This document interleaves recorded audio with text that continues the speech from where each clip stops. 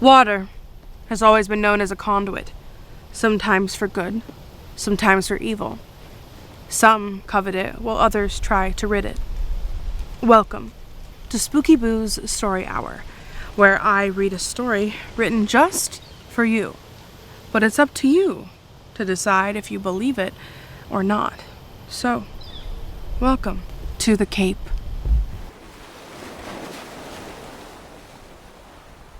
The winding road quickly turned uphill and left Marley questioning what kind of house her parents had bought. She'd yet to see much of it herself, only a few close-up photos on the website listing.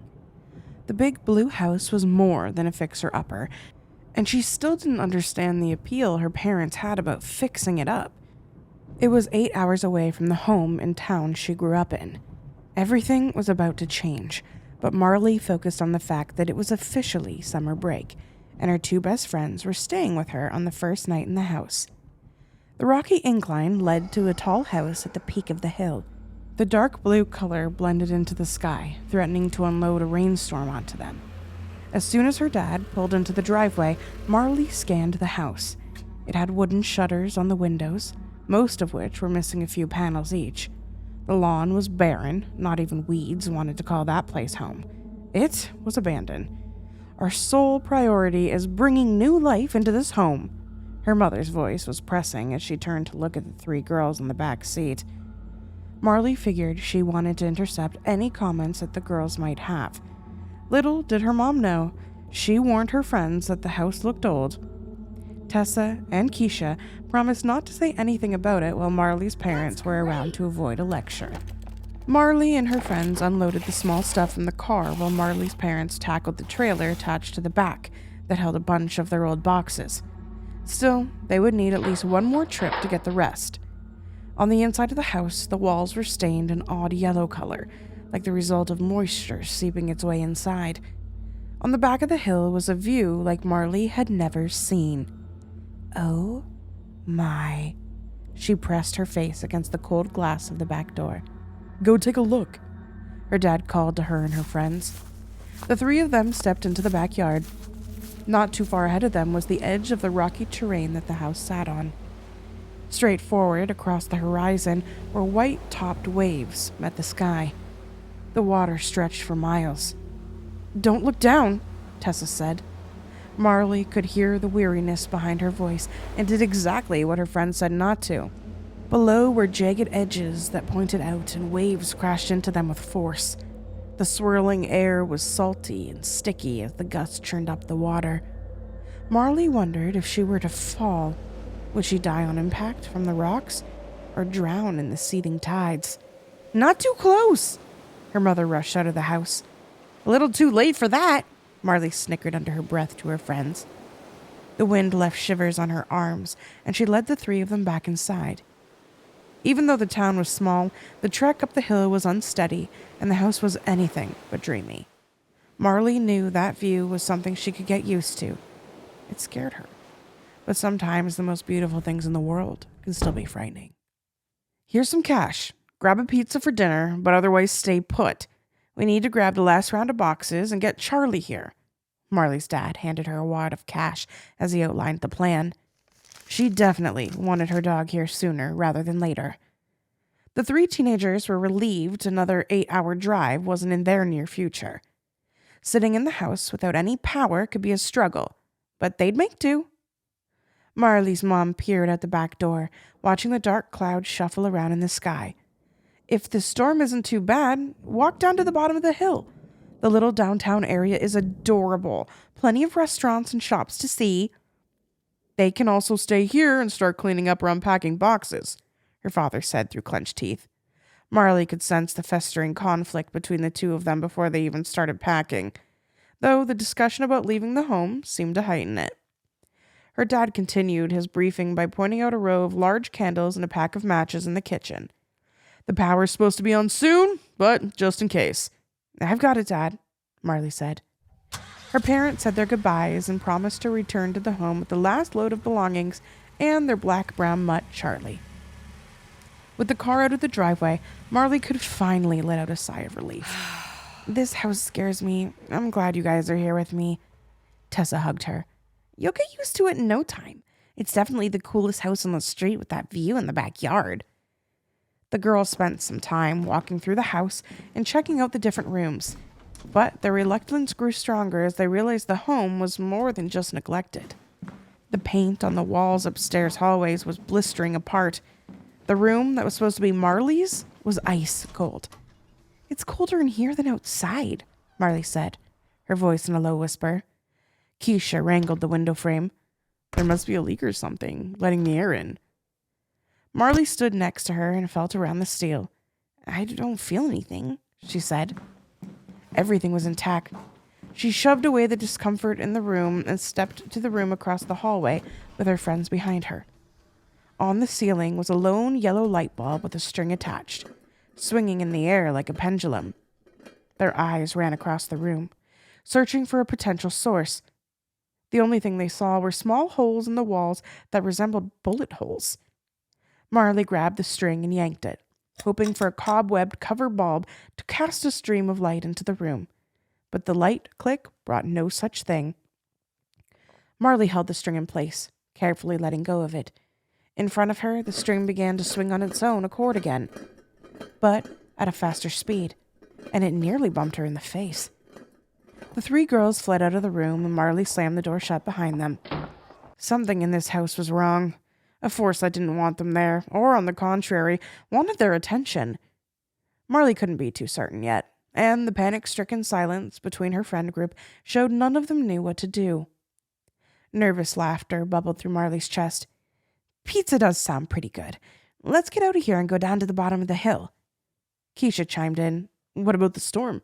Marley couldn't care less about a little rain compared to the feeling that she was being watched by something in that house. We'll be all right, she promised to her and Tessa. Walking down the steep hill was like turning down a spiral staircase, without a sidewalk. The girls were careful to hold their balance on the cracked road. Gusts of wind tousled the trees along the path and got Marley wondering if anything might be hiding in that thick tree line. A thought she wouldn't normally concern herself with, but the chilling feeling left behind from the house had her uneasy. Piles of leaves cluttered the sidewalk in the downtown area. All of the shops were empty. It's like we stepped into a time machine or something, Tessa said.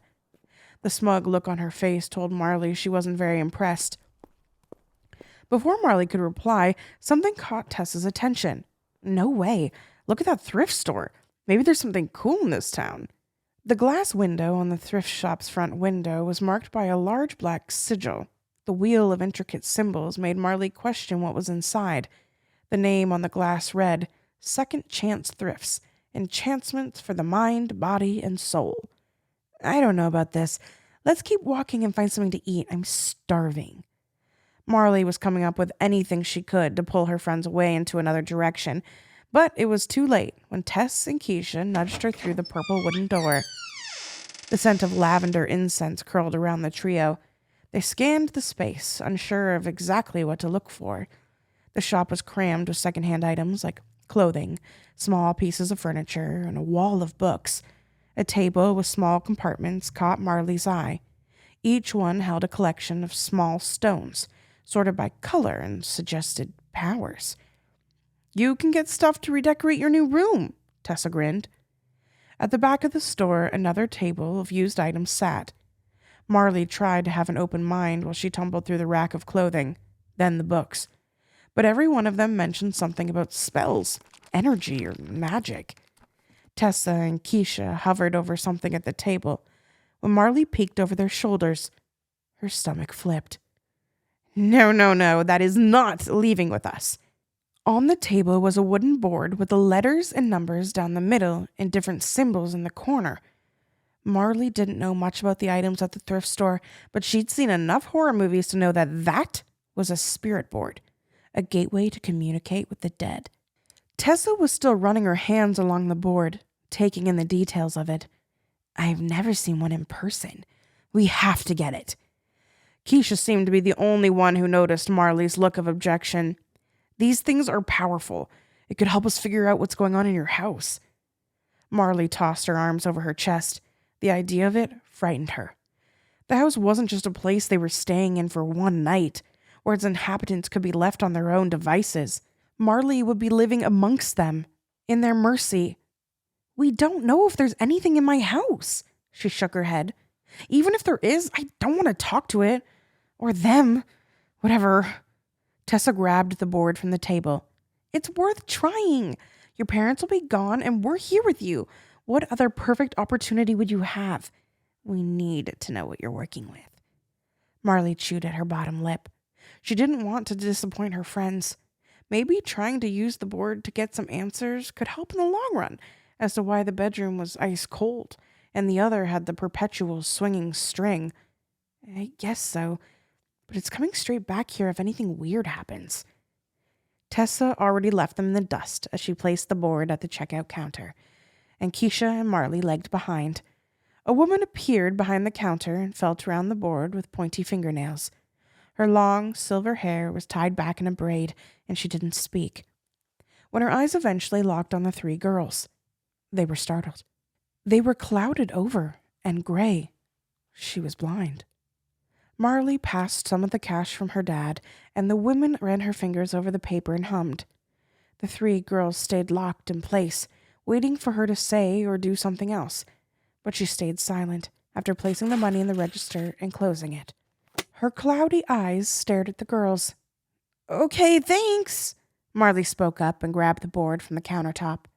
She took long strides out the door and jangled the metal wind chimes as she pulled it open. She stared at her friends with fear once outside. Well, why'd you rush out of there? She could have given us some valuable information on what to do with this. Tessa placed her hands on her hips. You weren't speaking up, and I wasn't going to wait around for her to. Marley put the board in Tessa's arms. Here, you carry this thing. Keisha then took Marley's side. Yeah, I'm with Marley on that. She didn't look like she wanted us there any longer. Can we actually get some food now? We need to get back home before it starts raining. The three girls dropped by the pizza shop on the corner of Main Street and then made their way back up the hill. They couldn't help themselves from stealing a few slices on their way up, and any leftover tension about the board disappeared. Marley was just grateful to have her friends by her side. And while it would be the most unconventional sleepover she's ever had, she was still excited about it. Who are those people? Keisha's voice was thick with disdain.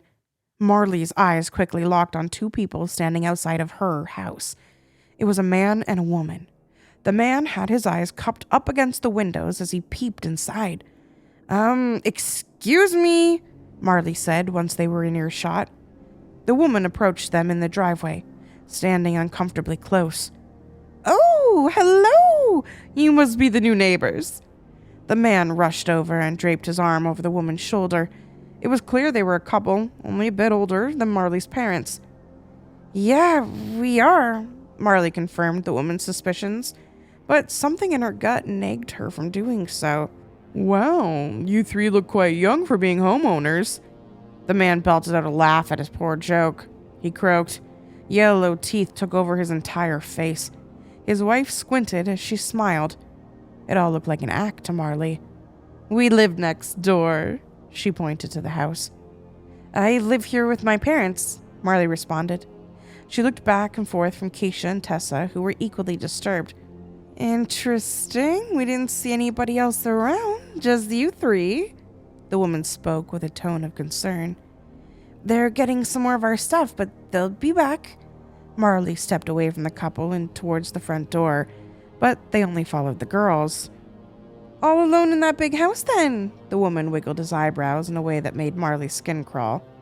You girls be careful. That house isn't so kind to its residents. There's a reason it's sat empty for the past few years. The man laughed, his reaction matching his words. What do you mean? The couple exchanged looks, still grinning from ear to ear creepily. Well, the last family who lived here, they were all driven mad by that house. Ghosts or something, I guess. They all jumped off the cliff in the middle of the night to end their misery. So tragic. Marley's jaw stiffened. The rocky cliff edge already scared her. She thought of the faceless family jumping one by one, landing on the patch of rocks below. Why didn't they just move out? Keisha asked. The man shrugged. Didn't matter. Whatever's in that house followed them. They were cursed from the start. Marley had enough of the creepy couple trying to scare them. I think we'll be okay. She looked at her friends. Let's go inside. I'd never stay in that house all alone. You three are brave.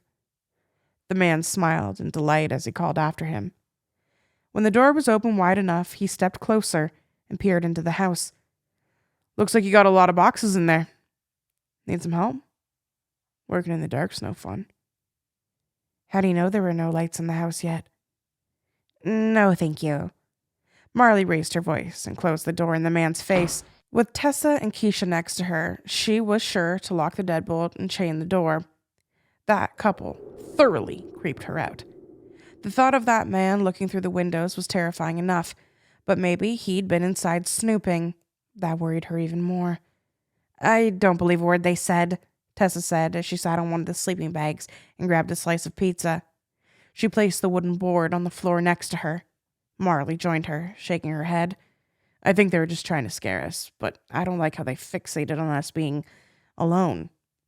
Keisha agreed. Yeah, I don't get why they care so much.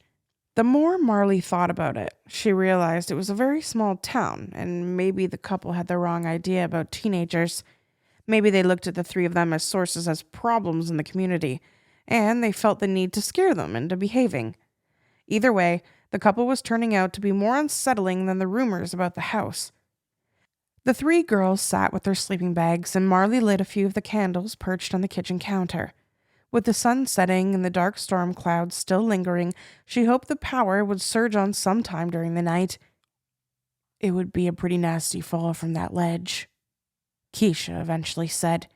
Clearly, the couple's comments were sticking with the girls. The visual flashed into Marley's head again as the faceless creatures jumped one by one, the water fading with red streaks. Even though she didn't believe the neighbors, she began to wonder if there were spirits in the house. What would be their side of the story? Tessa picked up the spirit board and smiled. I think it's time to let this house do some talking. Marley couldn't believe she was going to agree, but she nodded. Let's ask about the neighbors, too. They huddled close together in a triangle, with the board in the middle of them. Tessa placed her hand on the pointer, circling around the board. She said that the board needed to feel their energy first, and that they needed to stay quiet aside from the questions. She would be the one to speak. Keisha grabbed one of the flickering candles and sat it on the floor to light up the board. In silence, Tessa moved the pointer back to the center of the board. She looked at Keisha and Marley, who placed their fingertips on it. Marley instantly felt a warm buzz coming from the pointer. In a gentle voice, Tessa spoke. Is there anyone here with us tonight? The candle next to the board flickered. The only sound in the house was the creaking of the walls as the wind continued to whip off the water surrounding the cape. Are you here with us?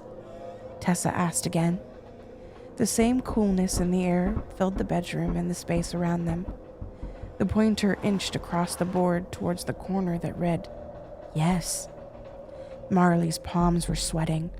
None of it seemed real, but it moved on its own accord, with purpose. No hesitation. Marley glanced at her friends, her heart pounding in her chest. Tessa whispered another question. Have you been here a long time?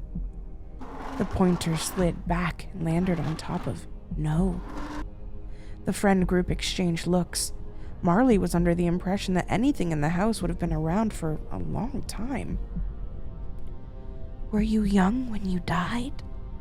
Tessa's third question sent the pointer moving beneath the girl's fingers again. It landed on yes. It was oddly comforting for Marley to know the spirit was young and hadn't died that long ago. That this was a clue that maybe the spirit knew about the neighbors.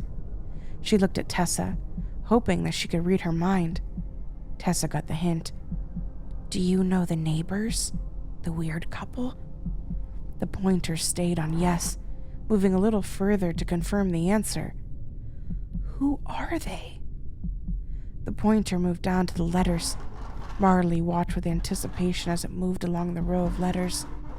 It landed on K first. The candles behind them flickered in the kitchen.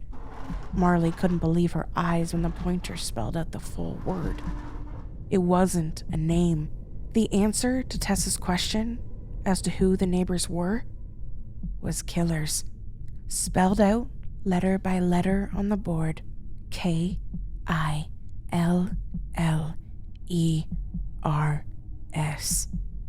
Keisha looked uneasy when Marley made eye contact with her in the dim light. Tessa remained calm. Killers? Did they kill you? The pointer jumped to yes. Marley attempted to string together the details. The spirit was young, having died not that long ago. It accused the couple of being killers? She thought of what they had said outside her house, that the previous family leapt off the cliff's edge to their death. How? Tessa's voice got louder, almost as if she was disgruntled with the answers. The pointer moved down to the letters once more. Marley watched closely as it spelled out one word. Push. Tessa closed her eyes, and that worried Marley. Heart raced up through her fingertips and through her arm. She'd never felt anything like it before, like electricity was surging through her. In a solemn voice, Tessa said, "The neighbors, they pushed you? Off the ledge?" At record speed, the pointer jumped to the corner where yes remained. "What can we call you?" The pointer then spelled out the name, Cecilia, followed by prepare. Marley, Tessa, and Keisha had the details they needed and a clear warning. Once disconnected from the spirit, they could come together with a plan. If Marley was going to be living in that house next to accused killers, she was going to need to protect herself. Tessa closed the connection, and the spirit and girls began to grapple with the information. In the light of their phone screens and the surrounding candles, they searched Cecilia's name, followed by the address of the house on the Cape. Detailed reports revealed that Cecilia was only 16 when she died alongside her family on the property. The report aligned with the lies told by the neighbors. There was no indication that the family was forced off the cliff. It was all blamed on mental illness, pinning Cecilia's dad as the family annihilator. The article even quoted the next-door neighbors. "This whole situation is a tragedy. Who could do such a thing to their own family?" When Marley's eyes ran over that detail, she scoffed. "I don't believe them at all. I believe Cecilia," she said. Keisha replied, "Me too. We need to prepare. They know we're alone." Tessa was still sitting on the floor with her sleeping bag and frowning. She hadn't said much since the end of the spirit connection. "What's wrong?" Marley asked. She waited a second before replying and then wiped her eyes.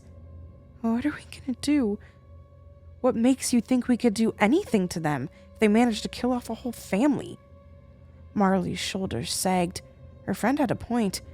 Nothing about it would be easy. She dropped to her knees and hugged Tessa. "We're smarter than they are. That's what we have. And we have Cecilia.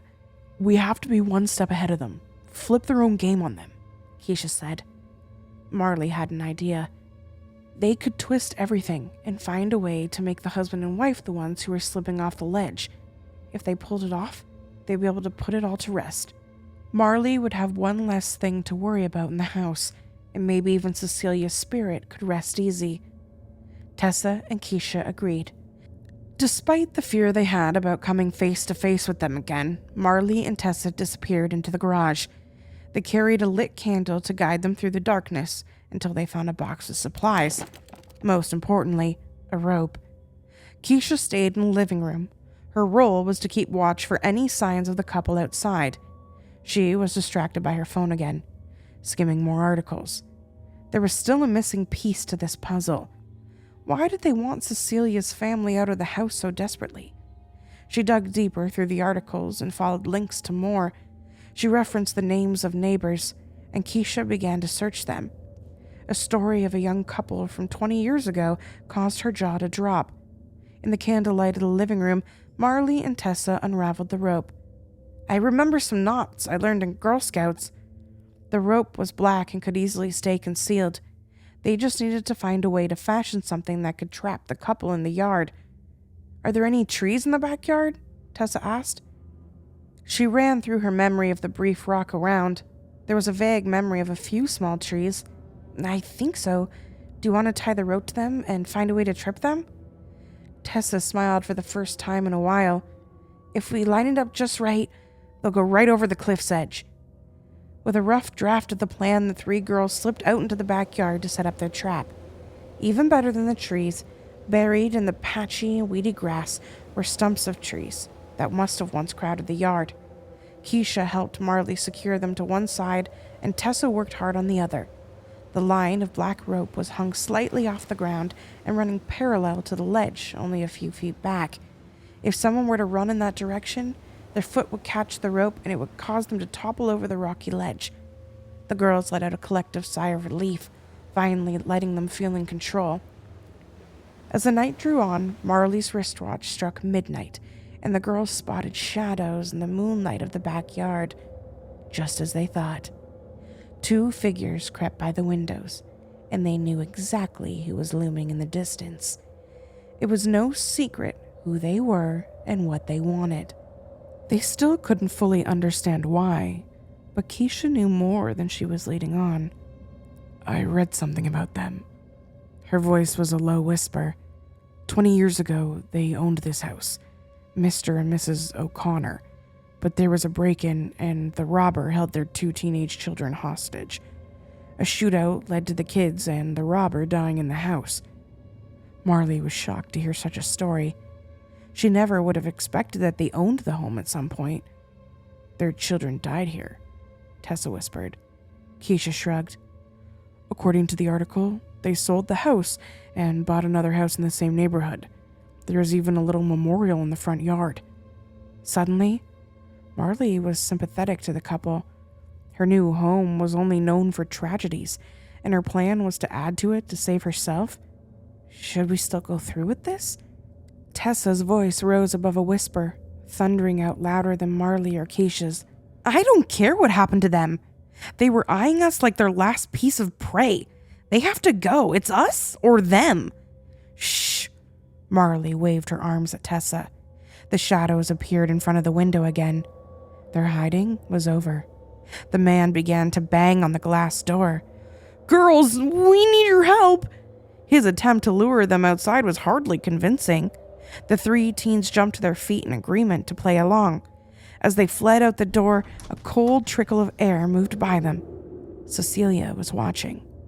Marley went outside first. The darkness was disorienting, and it was difficult to even see where the ledge was. "What's wrong?" she asked. The couple still looked at them with eerie smiles and stares. They lunged forward at the girls, grabbing them by their wrists and pulling them towards the cliff's edge. "No other family will live happily in this home," the man screamed. He was stronger than Marley anticipated. She dug her heels into the ground, and so did Tessa, but his strength still managed to drag them. "We get it!" Marley cried out. "You want this house all to yourself." Her words stopped the couples from pulling them. The wife's expression switched to confusion as she held on to Keisha. Tessa spoke up next. "If you can't have it, nobody will." The husband lunged at Tessa's face. "You don't know what you're talking about." He yanked her and Marley closer to the edge as the wife fought with Keisha. Both of their backs were at the ledge as they continued dragging the girls. Marley knew it would only be a few more steps until they hit the rope and toppled over.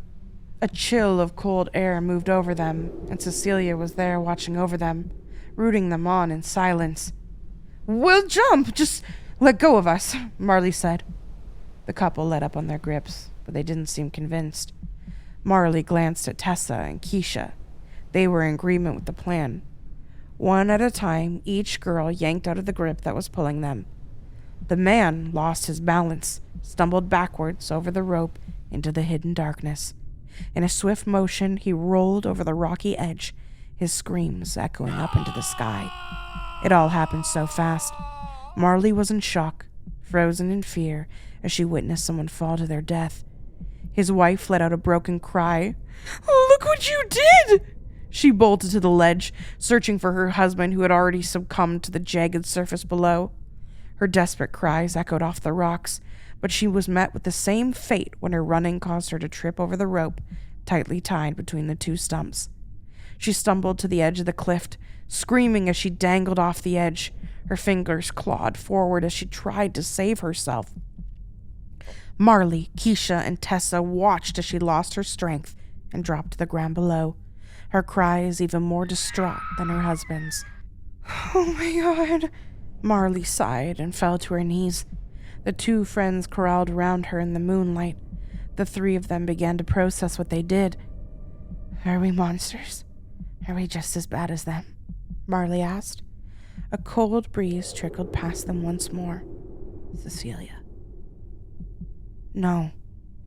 The cycle would have just continued. The police wouldn't have believed us. No one listens to kids.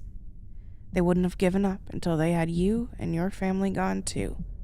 They would have plucked off the three of us tonight if we wouldn't have known the truth, Tessa said. Marley knew she was right.